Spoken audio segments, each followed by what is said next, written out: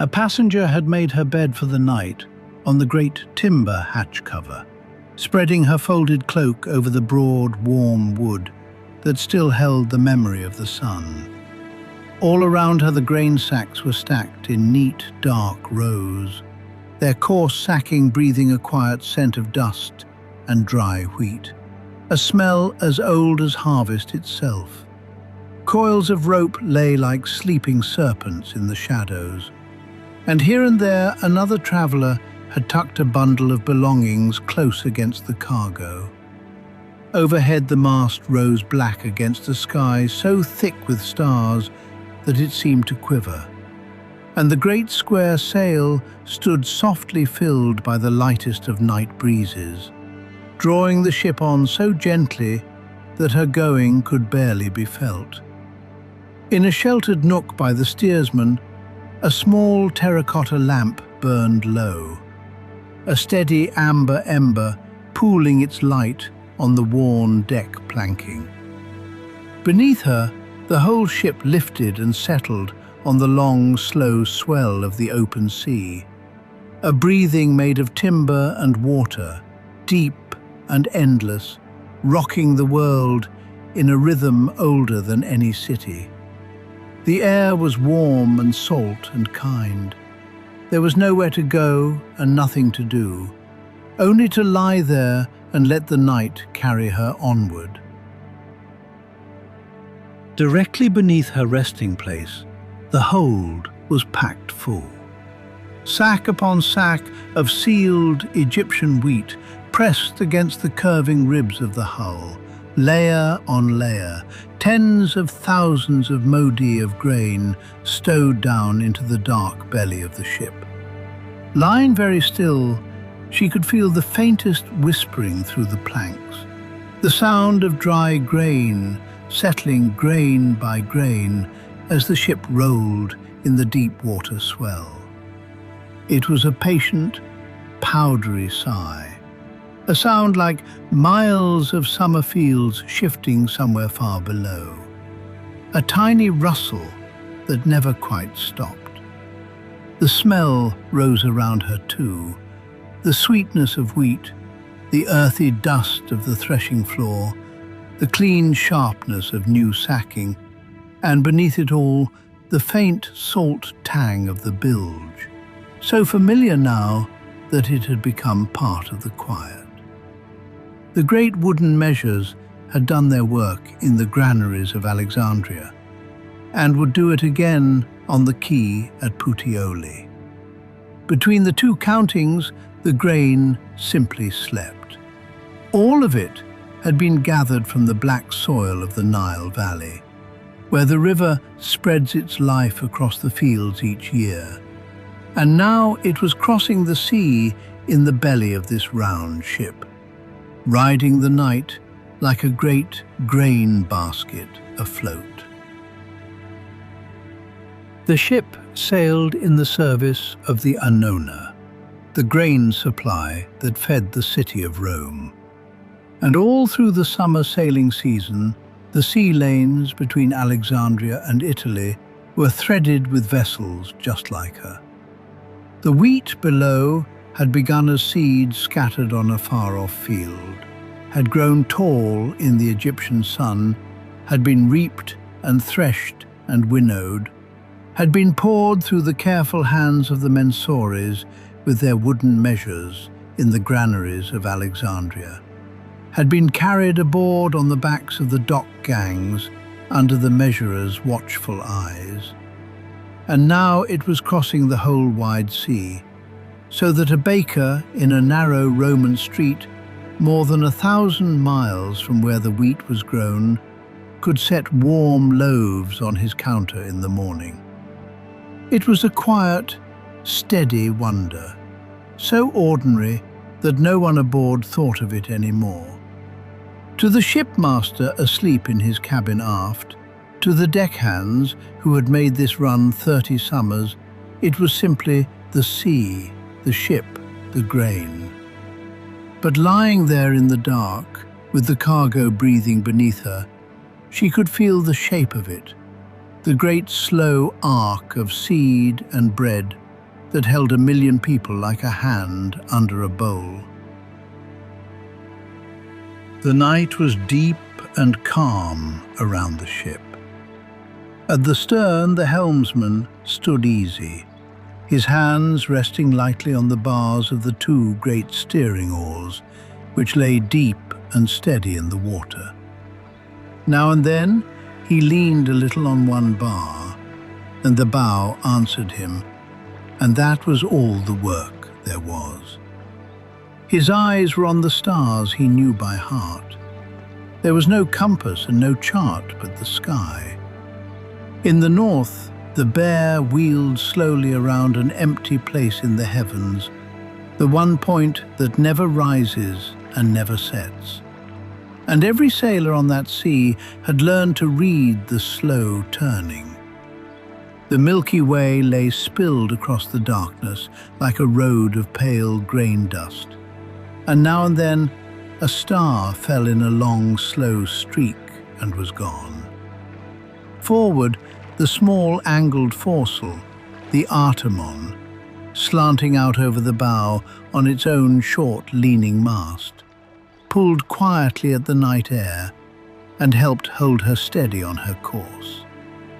The sea was a long, low swell, lifting and lowering the whole ship as gently as a mother breathing in sleep, and the pale wake glimmered faintly astern.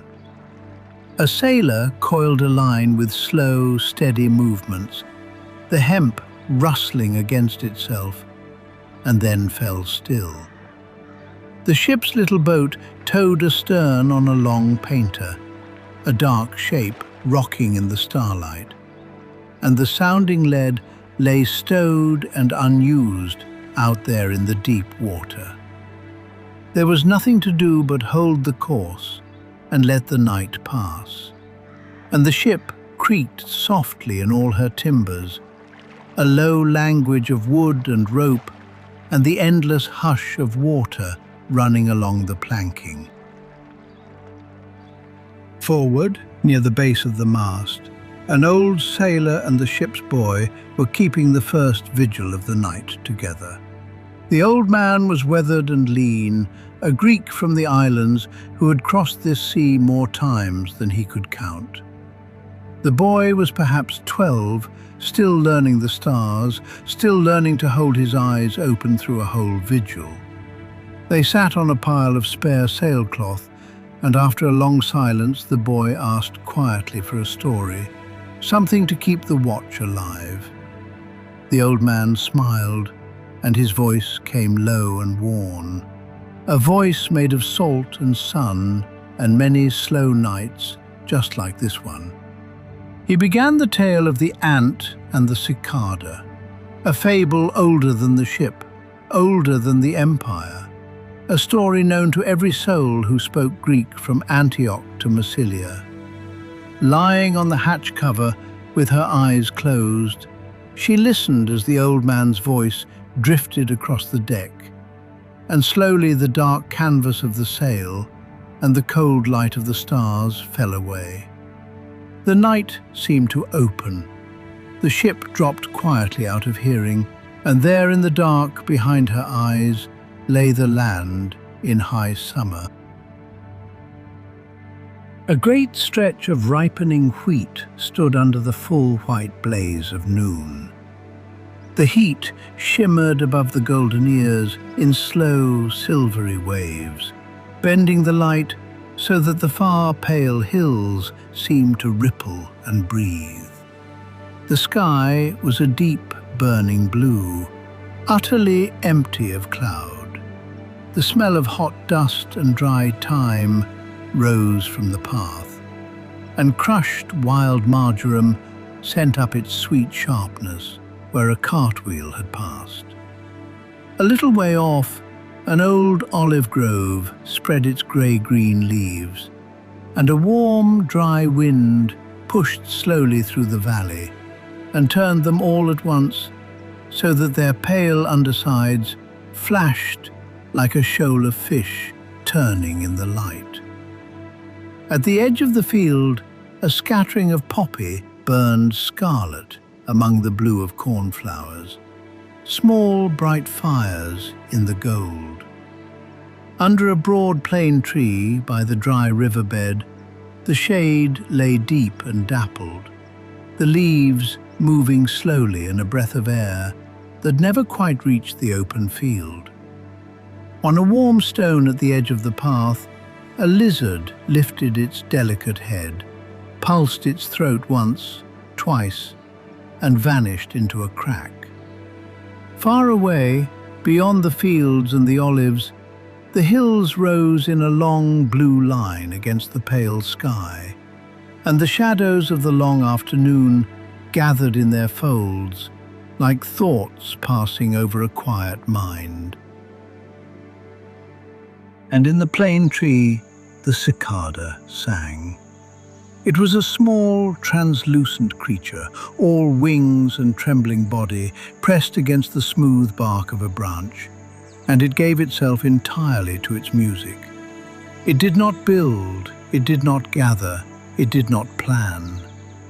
It drank the thin, sweet sap of the tree, and it sang, a long, shrill, pulsing trill that rose and fell and rose again, spilling into the golden afternoon until the air itself seemed to vibrate with it. It was the sound of summer made audible, asking nothing to be heard. Out in the blinding glare of the field, the reapers, swinging their curved iron sickles through the dry stalks, heard the song and straightened for a moment with their hands on their hips, letting the sound wash over them. The shepherds, resting in the meager shade of the rocks, heard it, and the long hours grew a little lighter. The women drawing water at the well heard it, and paused with their jars half lifted. The song went on and on through the drowsy noonday, and on through the slow turn of the afternoon, a bright, unbroken ribbon of music that made the heavy, breathless air feel somehow easier to carry.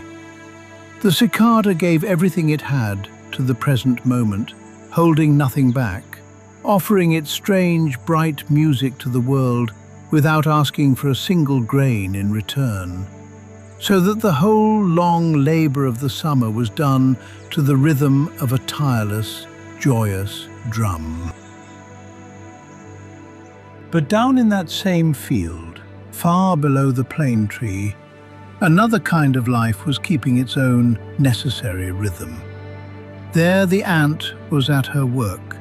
She followed a little worn path through the towering forest of wheat stalks, a dark furrow in the earth that she knew by heart, and she carried a single fallen grain heavy in her mandibles.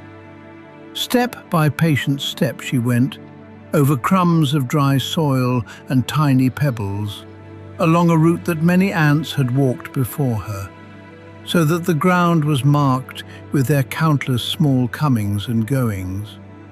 All around her, columns of her sisters were moving out and back, empty-handed one way, laden the next, a slow, steady river of purpose that never stopped.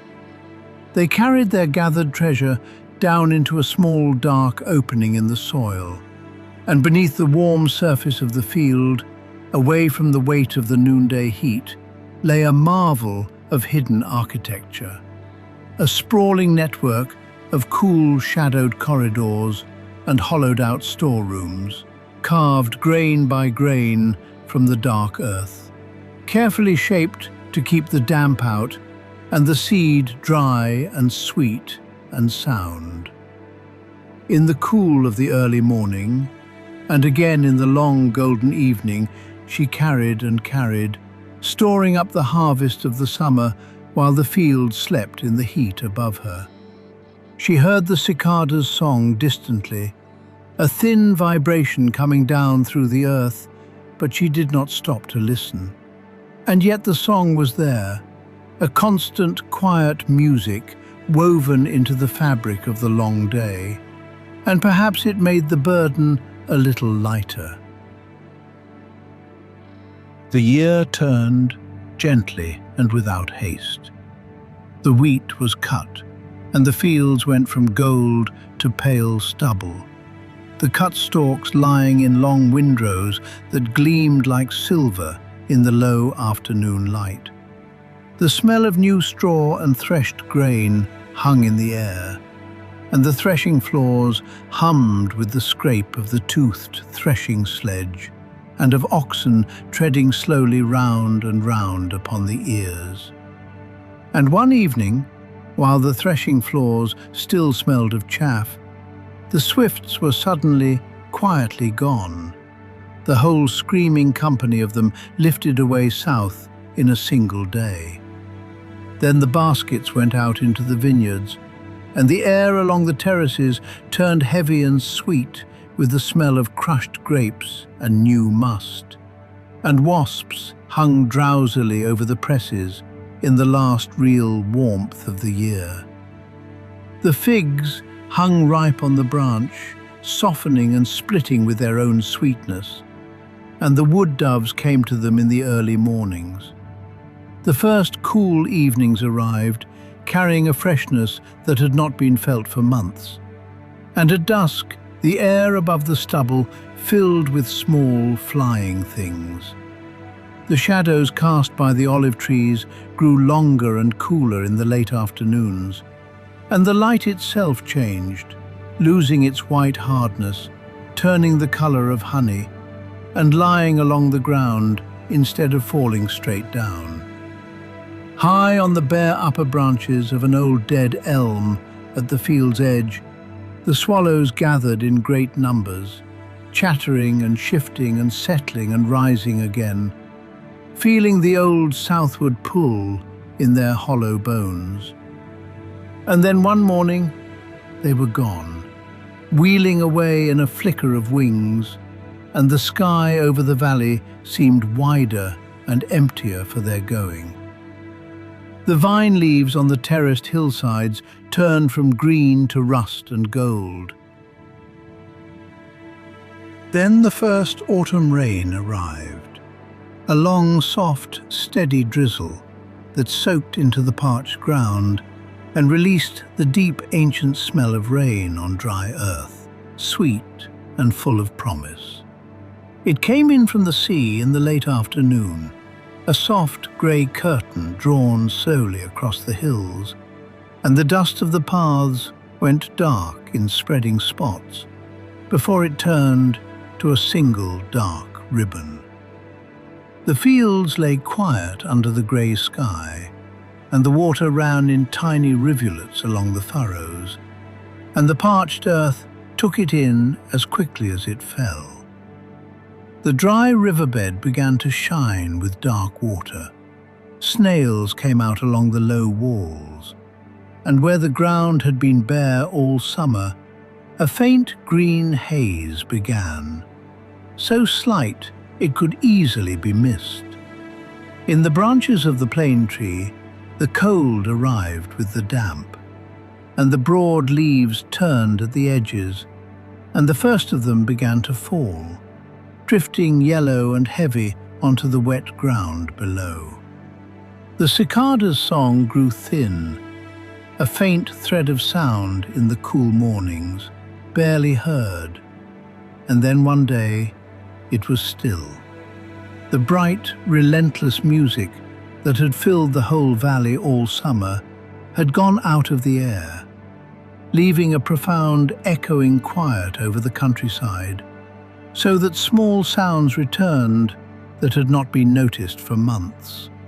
Water dripping from a branch, a dog somewhere far off, the wind moving in the wet leaves. The summer was truly over. The world had drawn inward, closing its doors against the sky, preparing for the long, wet dark of the winter months. And the cicada, cold and stiff and trembling, climbed slowly down from the high branches and moved slowly across the cool, unfamiliar ground, seeking any shelter it could find from the chill. It found its way to the small, round entrance of the ant's home at the edge of the stubble field. a little mound of excavated earth now packed hard by the rain. It stood at the door, silent and shivering, with nothing left to offer. Some told this story hard and let the door stay shut. But the old sailor had crossed too much water for that, and his voice was warm as he went on. In his story, the ant came to the door and looked out from the deep safety of her overflowing storerooms, and she saw the small creature that had given her long, grinding labor its music. She knew that the wealth she had gathered was vast, and that what it cost to feed one small singer through a wet winter was nothing at all. She did not scold. She stepped aside and opened the way.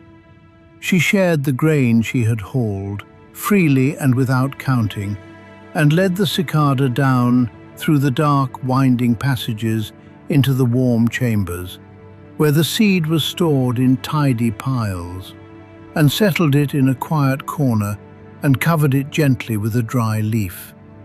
And there the cicada curled up, warm at last. Outside, the rain fell steadily on the fields, but inside the earth it was safe and quiet and full of the gathered summer. The old sailor fell silent for a long moment, and then he said, very softly, that the world is a heavy place, and it needs both the gathering and the singing. Each creature keeps its own season, the grain feeds the body, but the summer's music makes the long work lighter for everyone who hears it, and a song, once heard, is a kind of harvest too. It was not wasted. The story ended, and the ship was itself again, lifting and settling on the long, slow swell. The boy was quiet now, his head resting against a coil of rope, finally fast asleep. The old sailor smiled in the dim light, drew his rough woolen cloak a little tighter around his shoulders, and settled back against the mast to watch the stars. And lying on the hatch cover, she felt the quiet rhyme between the story just told and the vessel that carried it. Beneath her, the hold was full of gathered grain, packed tight into the dark, exactly like the ants' own storerooms. A great, deep bank of stored summer waiting to feed the winter of a distant city. And somewhere aft, a wakeful sailor was humming very softly as he watched the water, a low, tuneless melody that rippled across the dark deck like a distant thread of song, keeping the night company exactly as the cicada had sung to the heavy, working earth. The ship was a wooden anthill on the sea, and it carried both its workers and its singers safely through the night. The likeness was there, quiet and unspoken, and it asked nothing of anyone. A small painted shrine was fastened at the stern, near the steersman's place, and in the low lamplight the figure of a goddess could just be made out, holding a great sail billowing between her hands. Isis Pelagia, the Lady of the Sea, who holds the vessels of the Alexandria run in her wide care, and who was loved by every sailor on that water. The Dioscuri were remembered there too, Castor and Pollux, the twin brothers who are the friends of sailors and the promise of a safe shore. Their stars belonged to the winter sky and were not overhead that night, but their care does not keep seasons. Below in the hold, the cargo rested under the silent grace of Ceres, who is Demeter, the mother of the ripening fields, who understands the long contract between the soil and the seed and the sickle. And with her stood Annona, the spirit of plenty, who wears corn ears in her hair and sets her foot upon a ship's prow on the coins that passed from hand to hand across the empire. A goddess with no temple of her own and no priesthood, and no story ever told about her. Only the shape the Romans gave to the idea that the bread will come.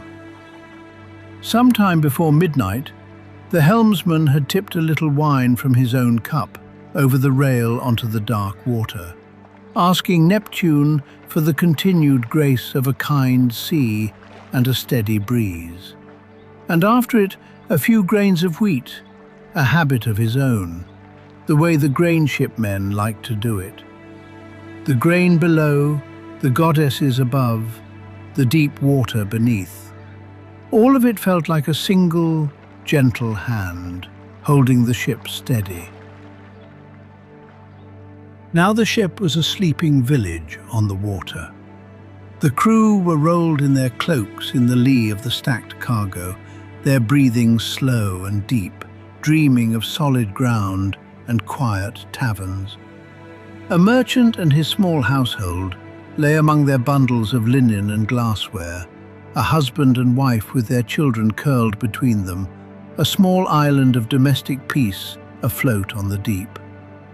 An old woman sat propped against a grain sack, her head nodding peacefully, and somewhere nearby, a young man had a wax tablet open on his chest, the stylus slack in his fingers, as if sleep had taken him in the middle of a thought.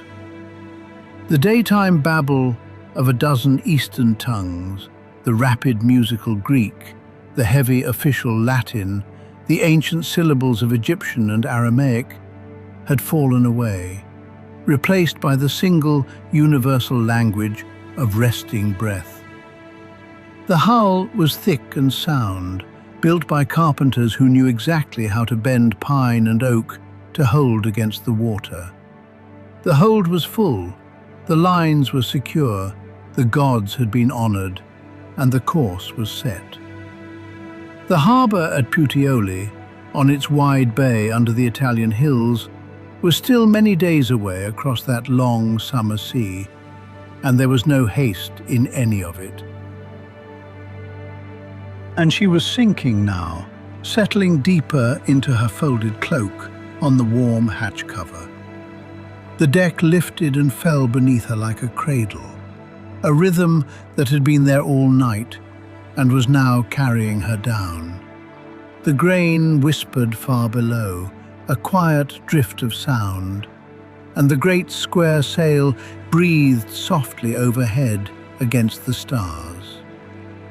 By the stern, the little terracotta lamp burned lower and lower, its warm amber light fading gently into the shadows, until the deck lay bathed entirely in the soft silver blue of the starlight. The immense field of the sky wheeled slowly and silently around the masthead, the Milky Way drifting across the darkness, the steady stars keeping their ancient watch. There was no need to steer, there was no need to work, there was no need to keep watch. The old sailor was awake, and the helmsman had the stars. The ant had gathered the grain, the cicada rested warm in the dark earth, and the ship breathed on. The sea held her gently as it had for hours, and carried her onward through the long, calm night. And her breathing slowed, and she let go, and the night folded her in.